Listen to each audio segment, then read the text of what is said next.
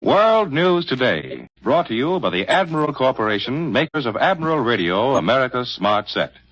By shortwave broadcast, direct from overseas stations, as well as leading news centers of our own country, CBS correspondents are waiting to bring you a complete report from the world's political and battlefronts. But first, here's Doug Edwards. The Allied Fifth Army in Italy has thrown German counterattacks and has cut deeper into the enemy defense lines around Cassino, the strategic town guarding the road to Rome. In Russia, Soviet armies have smashed within striking distance of 3 German escape railroads, and the fall of Sarny in Old Poland appears imminent. British Mosquito bombers were over German targets again last night. And in the far Pacific, Marine jungle fighters on New Britain Island have made new gains in the face of strong Jap opposition. Now for our first news direct from overseas, Admiral Radio takes you to CBS Algiers, Winston Burdett reporting.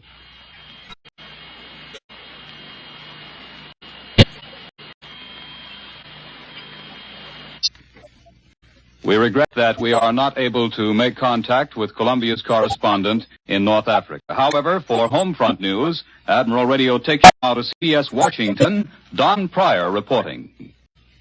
Congress goes back to work tomorrow. You can't escape the feeling that it's going to be a tremendously important session.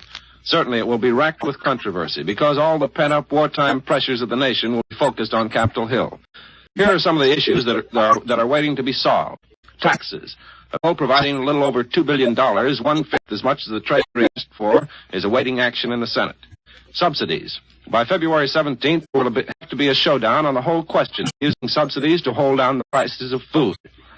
The argument was postponed a bit. Stopgap legislation adopted just before Congress went home for the holidays. Wages. The Senate has passed and the House is all ready to act on legislation which will give the non-operating railroad employees an arbitrary 8 cents an hour increase in wages. And then there's the red-hot question of labor policy in general. The recent steel strike and the threatened railroad strike are certain to lead to demands for more stringent labor legislation. And there will also have to be strong movement in favor of national service legislation, which in effect would be a labor draft. Last night, Major General Hershey of Selective Service announced that occupational deferments for men under 22, whether they're fathers or not, will be curtailed sharply after the 1st of next month. And War Mobilization Director Burns has announced the adoption of a uniform clause for war contracts to cover their termination. It's the first big step of the new Baruch organization in preparing for demobilization when the war is over. President Roosevelt's annual message is expected to go to Capitol Hill day after tomorrow, but we still don't know whether the president will deliver it in person. That's up to his personal physician, Rear Admiral McIntyre. I return you to Admiral Radio in New York. More news in just a moment, but first here is Warren Sweeney with a word from Admiral Radio. Here in America, when a man's work is done, he can sit leisurely by his radio, perhaps an Admiral Radio, and listen with complete enjoyment to his favorite program. But not so with the oppressed peoples of Europe, with Pierre the Frenchman, for example, who lives under the heel of the Nazi boot. Pierre must wait for darkness. In the dead of night, he steals down to the cellar, through the secret door, and there he is, underground. That's where his radio is. There, underground, at the risk of his life, he gets information which tells him when the long-awaited invasion is coming, and how to aid by destroying enemy installations, rails, bridges, factories. Through radio, underground, the oppressed learn the truth, learn of the coming invasion that will crush the heart of the enemy. To coordinate invasion, from the sea, on land, in the air, and yes, even underground, it takes radio. Admiral Radio is proud to be part of the coming invasion, just as Admiral was proud in pre-war days of its leadership as the world's largest manufacturer of radio phonograph combinations with automatic record changers. The entire production facilities of Admiral's 2 great plants are devoted to victory. But Admiral gives you this assurance, when victory is ours, the skill and precision now going into weapons of war will be found in your new and better Admiral, America's smart set. Now, here once again is Doug Edwards. Massive Russian spearheads are pushing steadily forward today against retreating German troops in the southwestern Ukraine and in Old Poland. Red armies smashed within striking distance of 3 German escape railroads. Pushing on rapidly from captured Ilyinsky, 40 miles east of Zhemerinka, one of General Vatutin's spearheads has brought the Odessa-Warsaw Railroad under attack. The cutting of this vital line of communication would force the Germans of the south to depend on secondary long-way-around railroad through Romania. Another Red Army group is less than 11 miles northeast of the junction town of Miranovka from the Belayat-Surkov to Smelya Railroad. And in addition, the Vatutin's advance units have practically made the east-west railway from Smelya to the Odessa to Warsaw line useless. Red Army troops are only 11 miles north of this line, which is the main German escape route across the southern Ukraine. Meanwhile, General Konek is developing his drive from captured Kirovograd. He's smashing the rear of the German forces in the Dnieper Bend and increasing the threat to Krivoy Rog and Nikopol, the iron, coal, and manganese centers in the southeast. Red Army observers report that roads in the captured Kirovograd area are covered with smashed enemy guns, lorries, and crippled automobiles. To the northwest, Soviet columns in Old Poland are reported 5 miles east of the town of Sarny, capture of which would cut a fourth vital rail line which links the German armies to the north and south. American and British troops in the Allied Fifth Army in Italy have beaten off German counterattacks and reached a point within 4 miles of Cassino, the important town which connects the road to Rome. Reports from the front say terrific mountain battles are now underway, battles unlike anything seen in this war since the Greeks fought Italians in Albania 2 years ago. American troops fighting with bayonets and hand grenades pushed the Germans out of their strong positions in the village of Justo, and they've now driven into the heights closer to Cassino. Allied planes continue to hammer the continent. For this news and an interview with one of our fighting men, Admiral Radio takes you to CBS London, Larry LeSueur reporting. In the past few months, this great aircraft carrier called Britain has become a concentration point for the fighting men of the United Nations. Sunburned men who conquered Africa confer over the map of Europe those who drove out the Japs from the Aleutians. And here's a man who has seen the war in both the Atlantic and the Pacific. 32-year-old Colonel William J. Cummings of Lawrence, Kansas. He's better known to his boys in the 8th Air Force Fighter Command as Wild Bill Cummings when he leads the Thunderbolt group over Europe. Cummings now escorts our liberators and fortresses to Germany in daylight. But not so long ago, he was fighting Japanese Zeros in the Pacific. Colonel Cummings, which do you consider the toughest theater of war, the Atlantic or the Pacific?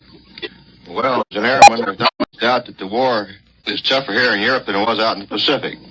The German planes are just as good, if not better, than the old Jap Zero, and I think the German pilot is more resolute. The Jap fights very hard on the ground, but in the air, the Jap will bluff out just as soon as anyone else. I'm glad to hear that. But Colonel Cummings, I understand that although you're a fighter pilot, you've also fought on the ground against the Japs. How was that? Well, you remember when the Japs attacked the Philippines, we were pretty short planes. The time we were drilling at the time, we only had a few left. We kept passing them and shelling back and forth a minute now, bringing in supplies and ammunition. After a while, all our planes were out of action, and my squadron became infantry. We had rifles and pistols, and we fought skirmishes with the Jap infantry closing in on our soldiers in Bataan. Things went from bad to worse. Everybody had malaria, dysentery, and dengue fever. Then one day a liberator came in from Australia, and 35 of us piled into it, and we flew to safety on the mainland. You were one of the lucky ones, weren't you? How many of your squadron got out of there, Colonel Cummings? Just 9 out of the original 40. The rest of my friends are dead or prisoners of war. Some were killed on the ground, some were hit with bombs, some were shot down, and the rest are in prison camps. You get rest after that experience, Colonel Cummings.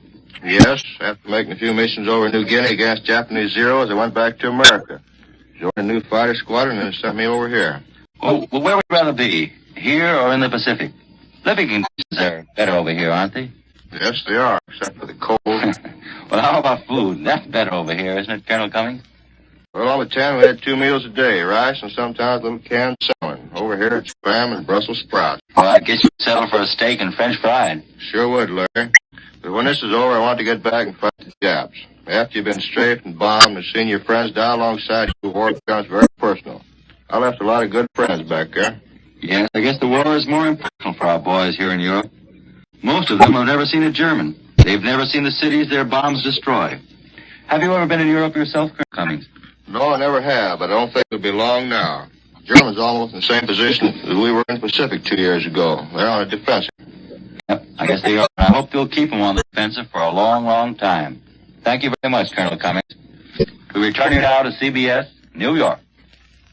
Here at home, our Army Air Force mechanics are now inspecting a captured German medium bomber, the famed Junker 88. For a report on just how this ship stacks up against our planes, Admiral Radio takes you to right field. Bill Slocum, Jr. reporting. Sitting here on the flight line at right field is an interesting testimony to our Russian allies' power of persuasion. It is a Ju-88, a German twin-engine airplane that not too long ago sat on a flight line somewhere in Romania. A young Nazi aviator owned that Ju-88, and after giving much thought to the certain basic inconsistencies of master race doctrine, he came to a decision, which was in effect nuts to this. He therefore promptly climbed into his plane and flew to Allied territory, surrendering himself and his plane intact. Being a very observing young Nazi, he was smart enough to surrender to the British, even though they were farther away than the Russians. This plane is now at Wright Field, headquarters of the Air Force's Materiel Command, where daring American test pilots are learning exactly what makes it click. It is long and anemic except for its head, which is fairly large. It looks like a garden snake trying to swallow a golf ball. 3 or 4 Germans get to that bulbous nose up front, but it's a cinch 2 of them must be junior Germans. Captain Gus Lundquist, a young man from Chicago, has with several other test pilots at Wright Field been flying this plane. The captain's passion for Ju-88 is somewhat restrained, but he did consent to talk about it with me today. Captain, what do you think of it? Confidentially, Mr. Slocum, it isn't a very good airplane. As an all-purpose plane, it's good. It can be used as a bomber, fighter, a reconnaissance job, or a dive bomber. But, and this is the important but, she isn't any too good in any one phase of the different types of... How about the gadgets on her, Captain? She carries good instruments and a couple of buttons that are something. One button, when pushed, sets off a charge that destroys a bomb bay mechanism. How'd you find out about that button? The hard way, Mr. Slocum. We pushed it. One of the boys got hurt a little bit. How about the other button? That blows off the entire tail assembly. We discovered that right after we found out about the bomb bays, but not by pushing anything, so the tail's on. What do we have that's like the Ju-88? Our A-20 is something like her, but the A-20 is faster, better armed and armored, and carries more bombs. Anything that junkers can do, we have 1 or more planes that can do it better. You and the Nazi pilot who surrendered her seem to have basically the same opinions of the 88. Could you say a kind word about her at all? Well, Mr. Slocum, she flew across the Atlantic. And that's the thought, Captain Lundquist. Thanks for helping us give a picture of the German Ju-88, now close to obsolescence. But as any merchant mariner or Navy man can tell you, she was a great gal when she had it, and she really had it. Now back to Admiral Radio in New York. This week, the Germans made little effort to minimize the disaster of facing their troops in Russia and their troubles at home. For a direct report from one of Europe's listening posts, Admiral Radio takes you to CBS Madrid. Glenn Stadler reporting. As Nazi Marshal Rommel ranged up and down the Channel coast, checking his anti-invasion preparations, all of Europe, and especially Holland, Belgium, and France, became visibly more restless. This condition is everywhere reflected in the German-controlled newspapers. Notices of executions of patriots are increasing daily. A typical one from the Journal of Lyon announces that 3 Frenchmen were shot by a Gestapo firing squad on December 28th. The charge is favoring the enemy. But despite reprisals and 3,000 arrests each week in France alone, anti-Nazi groups become larger, better organized, more daring.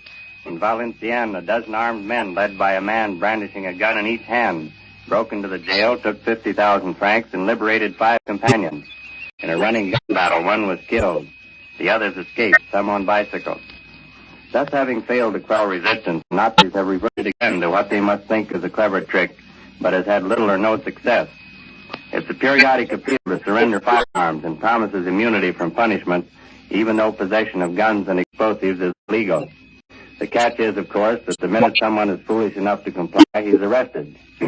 Yes, they promise immunity, but only for the period specified. The person is guilty of having the arms in the previous overlapping period covered by an identical law prescribing the death penalty. German papers carry none of this type of news because the propaganda ministry believes that people might get the wrong idea about life in the occupied countries. Hitler's own Völkischer Beobachter features blasts at the Allies and laboriously written explanations on why the Red Army is in Poland now. The Nazi journals, however, do carry hundreds of death notices daily, and there obviously is a large backlog because many are dated as of 6 months ago. One recently announced the death on the Russian front of a soldier named John Dillinger. Another in black border and big type bore only the name Adolf. This is Glenn Stadler in Madrid, returning you to Admiral Radio in New York. Our Pacific forces continue to strike hard at the enemy in the central and southern area. For a summary of the latest developments in that war zone, Admiral Radio takes you after a brief pause to CBS Pearl Harbor. Webley Edwards reporting. In the Pacific, United States Marines on New Britain have pushed a mile and 3/4 south of Silimati Point.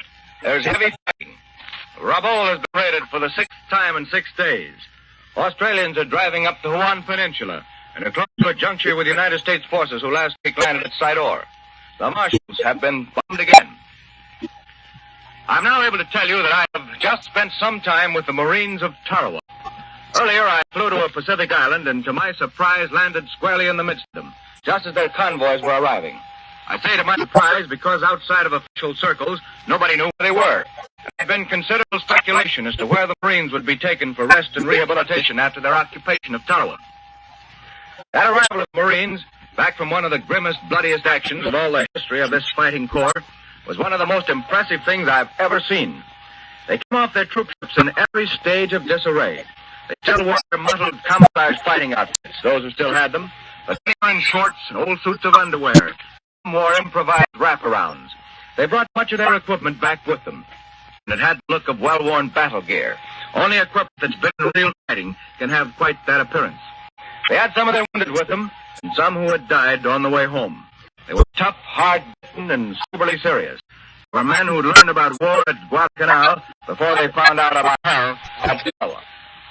And yet, being Marines, there was a jauntiness about them that even their disheveled clothing could not hide.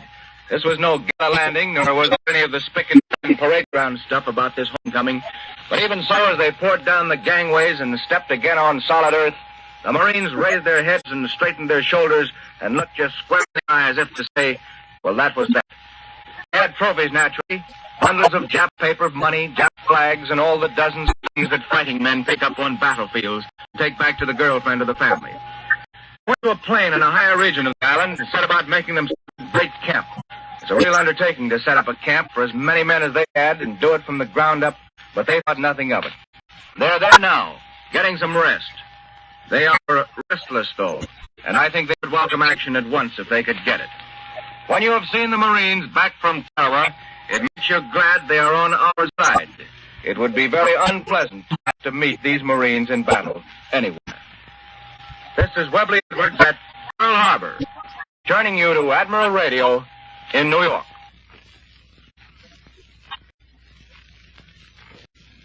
Two Army nurses who helped care for our wounded soldiers in the South Pacific are now back in this country. For their story, Admiral Radio again takes you to CBS Washington. Don Pryor reporting. I met a couple of girls yesterday out at the Army's Walter Reed General Hospital. They had a story to tell, so here they are. They are Lieutenant Marguerite Cooney of Worcester, Massachusetts, and Lieutenant Helen Burns of Wallingford, Connecticut, both Army nurses. They just got back to the States after 22 months abroad. How'd you happen to get in the Army, girls? We both joined through the Red Cross in 1940. We volunteered for 1 year. That was Lieutenant Burns. You say you volunteered for 1 year, but it's well over 3 years now. Well, the war changed things. We got our orders to sail right after Pearl Harbor, January 1942. Well, did you know where you were going? Incidentally, that was Lieutenant Cooney that time. No, we didn't know. Well, most of us guessed that we're going to Australia. That seemed like the most logical place. And you were right? Yes, but we only stayed there a week, and then we went to New Caledonia. Had you ever heard of New Caledonia before? No, we didn't know there was such a place in the world until we set foot in it. Was it exciting after you got there? It was at first. We were expecting trouble when we landed. We went ashore in fatigue uniforms with tin helmets and everything, but nothing happened. Oh, where were you? In a city? I wouldn't call it that. We were in New Orleans for a while. That's the biggest town on the island, but it's just a dirty little village. We stayed there a few weeks, though, and then our whole outfit moved to 120 miles north. And that was some ride. It took us 10 hours in a truck. Where was that? What town? No town at all. We were right out in the woods. How about living accommodations? We lived in tents for 8 months. Our hospital was a tent, too. And we had to carry all our water from a brook. We bathed in the brook, too, and we had a little pool there screened off with tenting. Sort of rugged, but it does sound like fun. It was. But, of course, we got pretty homesick now and then. After the first 8 months, we got the natives to build us some grass houses. We could have a house built for about $25. They were all right, too, until I got too full of rats and mice and things. Did you handle very many casualties? quite a while. Finally, all the boys who were with us at first were sent to Guadalcanal. But we had plenty of casualties later. After 14 months, we moved again, not far from Noumea. We received many from the New Georgia and Russell Islands. Were they good patients, mostly? Most of them were very good and very appreciated. Speaking of getting back in the States now, after 22 months, how did it feel to get back? Wonderful. It's funny how the little things impress you most, like bathtubs and being able to walk into a store and buy something. But the thing that surprised me most was the fact that rationing wasn't nearly as bad as I thought it would be. My friends had written about how terrible the shortages were. And how about you, Lieutenant Cooney? What impressed you most? Women running streetcars, buses, and so many of them in work clothes. I'd heard about all those things, but I really wasn't prepared for it. Do you want to go back out there? Yes, I do. I was terribly anxious to get back here, but now I feel kind of restless and lost. I suppose I'll get used to it after a while. Yes, I suppose you will after a while. That was Lieutenant Marguerite Cooney and Lieutenant Helen Burns, Army nurses just back from the South Pacific. I return you to Admiral Radio in New York. The Chungking Radio has broadcast a note to Jap Premier Tojo to keep him up to date on the latest figures on American airplane production. Dear Tojo, the broadcast said, for your information, for your further information, the United States produced a bombing plane every 4 minutes, every day, 24 hours a day during December. And then the broadcast gave the figures. A record number of 8,800 planes in December to bring the American total for the year to almost 86,000 planes. The Chinese broadcast concluded, start counting, Tojo. And now, once again, here is Warren Sweeney with a word from Admiral Radio. Does your radio give you the same flawless reception and carefree enjoyment it did when new? If not, the trouble may be some easily made adjustment you can do yourself. To conserve your busy Admiral dealer's time, Admiral has prepared a clearly illustrated home checkup chart showing you how to correct minor difficulties in reception. For example, here is one of the 20 suggestions made. Make sure your antenna lead-in wire hasn't become frayed by rubbing. The exposed wire, when wet by rain, sleet, or snow, blown against the building, may be grounded in poor reception results. The Admiral Home Checkup Chart is designed purely as an aid and time saver for your Admiral dealer and will not help you to correct major troubles or structural failures. Your Admiral dealer is the man to call in such cases because of his knowledge and equipment. But for your copy of the Admiral Home Checkup Chart, ask your dealer or address a card or letter to Admiral Radio in care of this station. Thanks to huge increases in farm production, America has enough food to satisfy the basic requirements of good health and sound nutrition and still meet the food demands of war. But we do not have all the food we want and can afford. Rationing is the democratic way to share and share alike. It is a vital war necessity, but rationing is not enough. Prices must be kept from skyrocketing. Black markets must be stamped out. 15 million Americans have signed the Home Front Pledge, which is, I will pay no more than top legal prices. I will not accept ration goods without giving up ration points. Living up to this pledge will assure a fair share for all. And that's the right way, the democratic way. Remember, food fights for freedom. The appearance of Army personnel on this program does not constitute an endorsement of our product by the Army, as the Army does not endorse any product. World News Today is brought to you each Sunday at this hour by the Admiral Corporation, makers of Admiral Radio, America's Smart Set. Be sure to listen again next Sunday when Admiral brings you World News Today by shortwave, direct from leading news centers of the world. This is Warren Sweeney speaking coast to coast for the Admiral Corporation, makers of Admiral Radio, America's Smart Set. This is the Columbia Broadcasting System. WBBM Air, 3rd Wrigley Building, Chicago 11.